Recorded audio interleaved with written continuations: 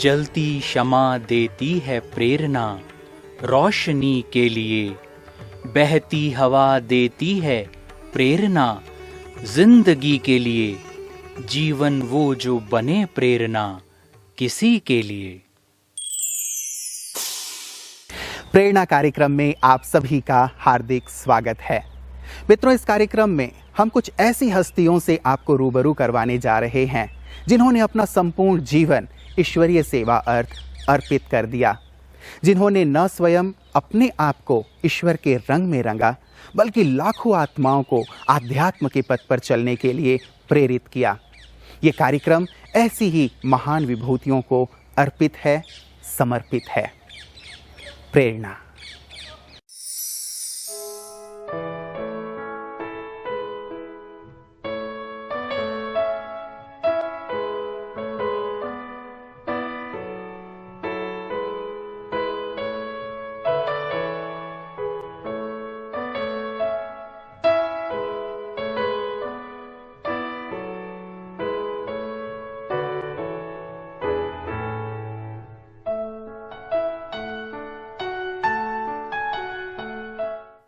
पंजाब के व्यावसायिक शहर अबोहर में प्रजापिता ब्रह्मा कुमारी ईश्वरीय विश्वविद्यालय की सह संचालिका के रूप में आदरणीय सुनीता दीदी जी निमित्त हैं।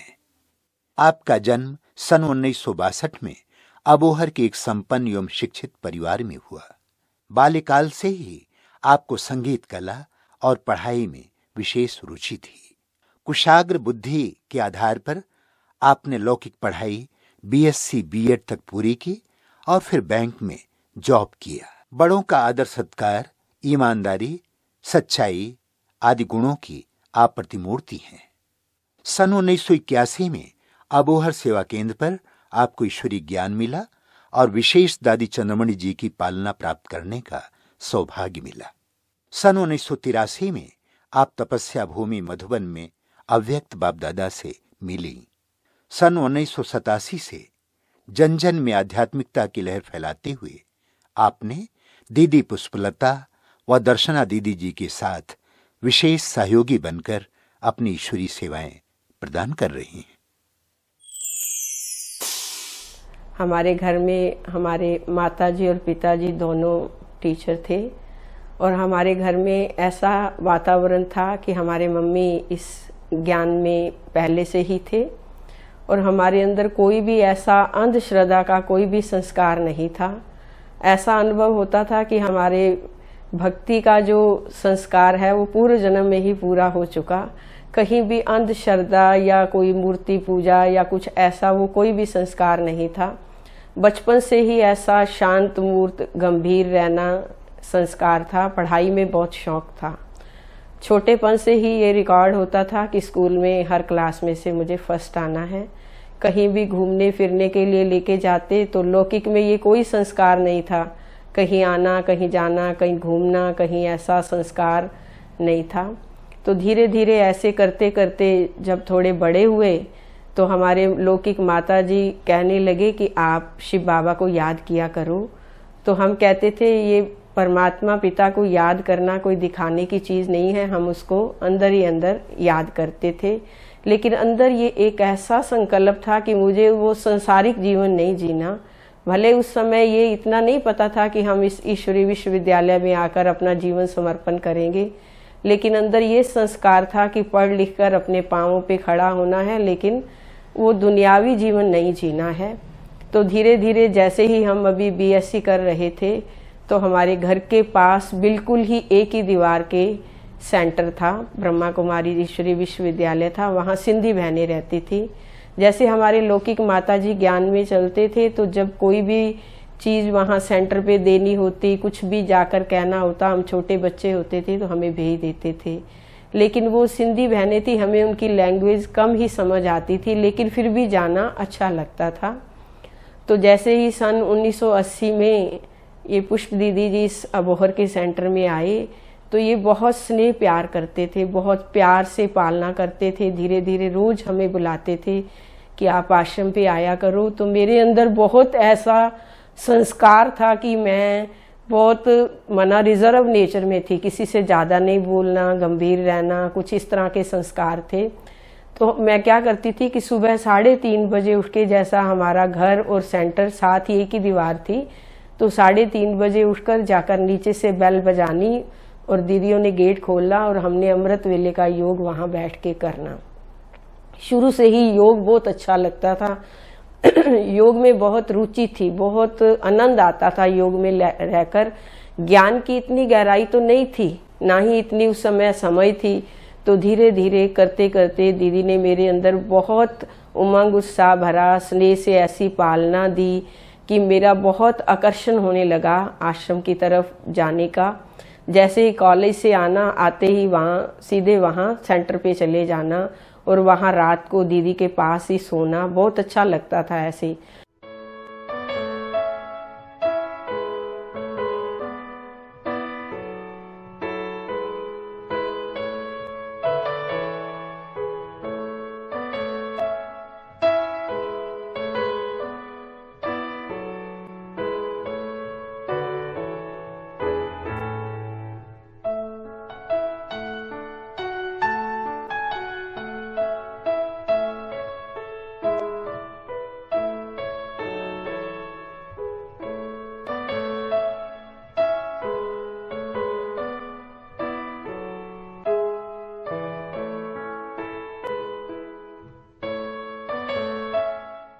फिर ऐसा करने के बाद धीरे धीरे जब और पढ़ाई आगे बढ़ी तो फिर मुझे दर्शना दीदी जी का संपर्क मिला और हमने बैंक के पेपर देने शुरू किए। जैसे ही हमने बैंक के पेपर देने शुरू किए तो हमें कई सेंटर पे जाने का अवसर मिला। हम वहाँ सेंटर पे जाकर ही पेपर देने के लिए जाते थे। तो सेंटर का जीवन इतना अच्छा लगा, वहाँ की प्योरिटी इतनी अच्छी लगी कि मन में ये ठान लिया कि मुझे तो यही जीवन जीना है। जैसे लौकिक माता जी ज्ञान में थे तो घर की तरफ से तो हमें कोई ऐसी परीक्षा नहीं आई कि जो कोई हमें वो रोके जाने के लिए। जैसे वो सर्विस करते थे तो उन्होंने ये कहा कि आप बताओ कि आपका लक्ष्य क्या है। तो मैंने अपना लक्ष्य बताया कि मेरा लक्ष्य ये है कि मुझे ब्रह्मा कुमारी ही बनना है। तभी उन्होंने कहा तो ठीक है, आपका ये लक्ष्य है तो हम दूसरे भाई बहनों की, एक छोटी बहन थी, एक भाई बड़ा था, उनकी शादी कर देते हैं। तो जैसे ही ज्ञान की तरफ मेरा थोड़ा थोड़ा और ज़्यादा आकर्षण बढ़ने लगा। ऐसा है कि जैसे बचपन में हमें पढ़ने का शौक था, तो बचपन में जैसे कि पढ़ाई के अंदर ऐसा होता था कि हम कॉलेज में 2 ऐसी लड़कियां थी, मेरा लौकिक नाम सुनीता और उसका नाम अनीता। हमारा पढ़ाई में बहुत कंपटीशन होता था, कभी उसका 1 नंबर ज़्यादा, कभी मेरा 1 नंबर ज़्यादा। तो जैसे ही हमें बाबा का ज्ञान मिला तो हमने भी, जैसे बाबा कहते हैं बच्चे 2 रुपए का घड़ा लेते हैं तो उसको ठोक बजा के लेते हैं, हमने भगवान को परखा। तो हमने मन के अंदर ये संकल्प किया कि बाबा अगर आप सच्चे भगवान हो तो अब की बार मेरा 1 नंबर ज़्यादा आना चाहिए। तो जैसे ही रिजल्ट आया तो मेरे 408 और उस दूसरी बहन के 407। अंदर में इतनी खुशी हुई, बता नहीं सकते कि अंदर बाबा के प्रति निश्चय बढ़ने लगा। और ऐसे ही जब हमने बैंक के पेपर दिए थे, हमने पढ़ाई में ही बाबा को परखा। तो एक दिन उस गली से गुजर रहे थे, ऐसे साधारण सा संकल्प किया कि बाबा अगर ये बैंक आ जाए तो ये बहुत अच्छा है, ये गली के अंदर है, बहनों के लिए आना जाना बड़ी सुविधा होती है। तो जैसे ही रिजल्ट आया तो किसी ने आकर बताया कि आपकी सिलेक्शन हुई है और आपको ये बैंक मिला है। वही जिस गली वाले संकल्प में जाते हुए हमने संकल्प किया था, वही बैंक मिला। तो कहने का भाव ये है कि बाबा शुरू में ऐसी मदद करके चलाते थे कि जो भी संकल्प, चाहे हम अंदर इच्छा नहीं भी रखते थे, साधारण सा संकल्प करते थे तो वो संकल्प भी सिद्धि स्वरूप होते थे। फिर मेरी बैंक में नौकरी लगी। जब बैंक में नौकरी लगी तो जैसे ही शाम को 5 बजे बैंक से छुट्टी होती तो घर जाकर फौरन उसी समय सेंटर पे आ जाना। दीदी ने इतना स्नेह प्यार पालना दी जैसे एक माँ बच्चे की पालना करती है। मेरे अंदर बहुत उमंग भरा, उत्साह बना, शक्ति भरी, मुझे निडर बनाया। शुरू में मेरे अंदर थोड़े डर के संस्कार थे कि निसंकोच होकर किसी से बात नहीं कर सकते थे, अपने बारे में किसी से बोल नहीं सकते थे। तो जैसे ही दीदियों के संपर्क में आया, इन्होंने मेरे अंदर बहुत ऐसी शक्ति भर दी कि मैं धीरे धीरे निडर बनने लगी और घर वालों को ये कहा कि मुझे यही जीवन अपनाना है और अपने इस जीवन को ईश्वरी विश्वविद्यालय में समर्पण करना है। तो उसके लिए मेरे दिल में हमारे पुष्प दीदी के लिए बहुत ज़्यादा रिगार्ड है, स्नेह है। उनके लिए मैं 2 लाइनें भी कहना चाहूँगी कि जैसा कहते हैं कि फूलों से पूछा तो फूलों ने कहा हंसना ही जीवन है, चांद से पूछा तो चांद ने कहा चमकना ही जीवन है। तो जैसे मेरे दीदी जी को देखा तो दीदी जी ने सिखाया कि ईश्वरी जीवन जीना और अपने जीवन में ईश्वरी सेवा करना ही जीवन है।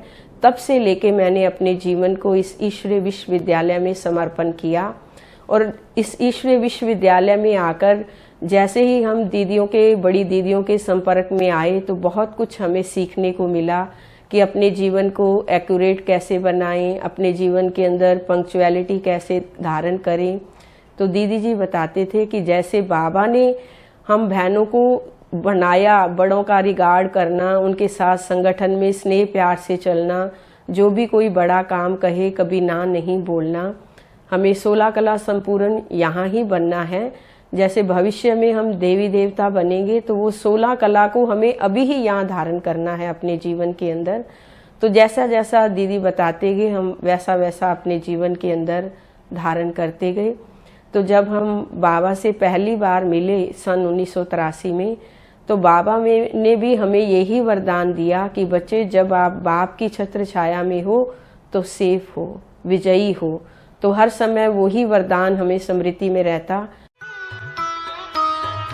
मधुबन कितना मधुर मधुर है, मधुबन कितना मधुर मधुर है, सदा ये आँखों में छाया है, सदा ये आँखों में छाया है। दिल वाला मधुबन का बाबा, दिल वाला मधुबन का बाबा दिल में समाया है। मधुबन कितना मधुर मधुर है, मधुबन कितना मधुर मधुर है। परम पिता शिव रोज यहाँ आकर ब्रह्मा के तन में, परम पिता शिव रोज यहाँ आकर ब्रह्मा के तन में, मुरली की मीठी मीठी तान सुनाते, मुरली की मीठी तान सुनाते, नैनों से छलका सागर का प्यार, नैनों से छलका सागर का प्यार, भूलता है नित्य नया रंग, भूलता है नित्य नया रंग। बच्चों के जीवन में दिल वाला मधुबन का बाबा, दिल वाला मधुबन का बाबा दिल में समाया है। मधुबन कितना मधुर मधुर है, मधुबन कितना मधुर मधुर है। मधुबन में हम जाते तो बाबा के कमरे में बैठते तो ऐसी भाषण आती जैसे साकार में बाबा हमारे सामने है और हमें दृष्टि दे रहे हैं। जैसे ऐसी कभी फीलिंग नहीं आई। कई बार कई लोग ऐसा कहते हैं कि हम काश हम बाबा के अव्यक्त होने से पहले आते, तो हमें ऐसी फीलिंग आती है जब बाबा के रूम में जाते हैं कि जैसे हम बाबा के पास थे और बाबा वही अभी अनुभव हमें करा रहे हैं। तो इसलिए हर समय खींच होती है, चाहे अब हम शांतिवन में जाते हैं बाबा से मिलने, लेकिन अंदर ये संकल्प रहता है कि हम पांडव भवन में जाकर बाबा के कमरे में, बाबा की कुटिया में बैठे और एकदम बिल्कुल शांत हो जाते हैं और अपने आप को बिल्कुल बाबा के नजदीक अनुभव करते हैं कि जैसे हम बाबा के बिल्कुल समीप बैठे हैं।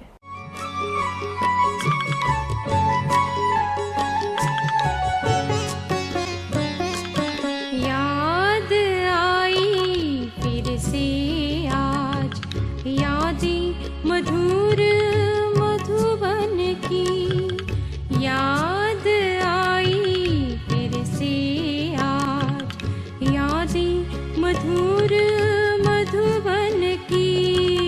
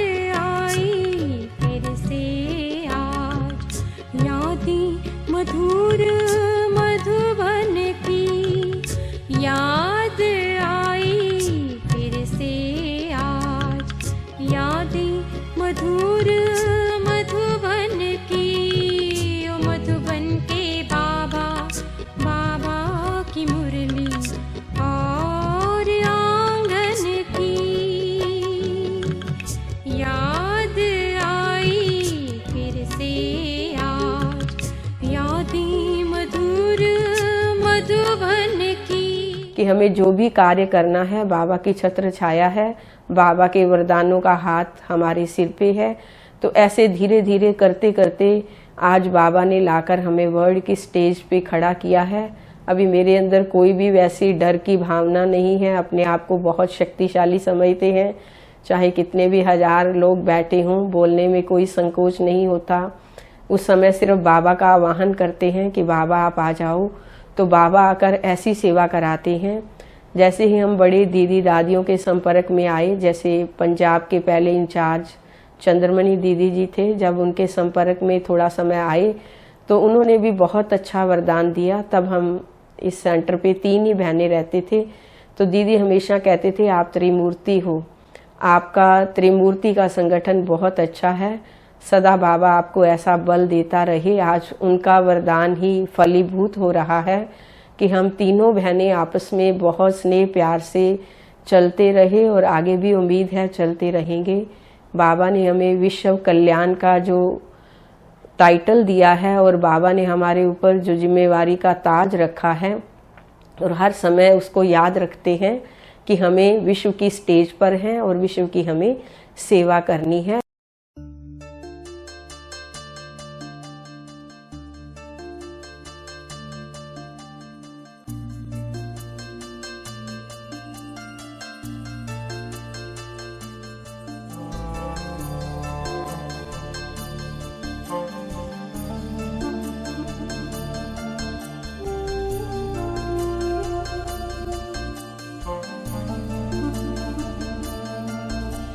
झलक तुम्हारी ओ प्यारे भगवन,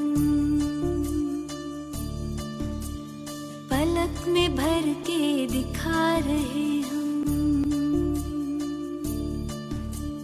फलक से हम यही गा रहे, कराने वाला करा रहा है, करनहार हम किए जा रहे। झलक तुम्हारी ओ प्यारे भगवन, पलक में भर के दिखा रहे हम, फलक से हम यही गा रहे, कराने वाला करा रहा है, करनहार हम किए जा रहे, करनहार हम किए जा रहे। ओ झलक तुम्हारी ओ प्यारे भगवन।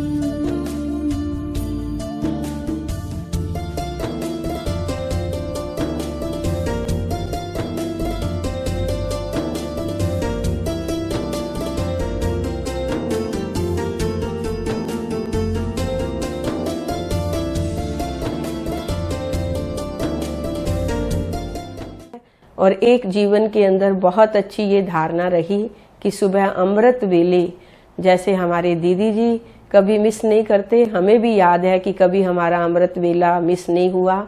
ऐसा कभी अवसर नहीं आया कि किसी ने हमें उठाया हो। बाबा अपने आप सुबह अमृत वेले आकर हमें उठाते हैं। दिन भर चाहे हम सेवा करते हैं, लौकिक में जॉब भी करते हैं, लेकिन फिर भी सदा उमंग उत्साह खुशी में रहते हैं। कभी हमें ऐसी कोई टेंशन, कोई प्रेशर, ऐसी कोई फीलिंग नहीं आती और अपने आप को सदा ही फ्रेश महसूस करते हैं। ऐसे ही बाबा हमें चला रहे हैं और हमेशा चलाते रहेंगे। इसलिए दिल से सदा यही भाव निकलता कि बाबा आपने जो हमें दिया वो कोई नहीं दे सकता और आपका हम शुक्राना कभी भुला नहीं सकते। आपका जो एहसान है उसको हम जिंदगी भर कभी भी नहीं भूलेंगे। बाबा आपने जो हमें दिया और कोई भी दे नहीं सकता। शुक्रिया आपका प्यारे प्रभु, शुक्रिया, शुक्रिया आपका प्यारे प्रभु, शुक्रिया। मुझको जीवन दान दिया, अपना बना लिया। शुक्रिया आपका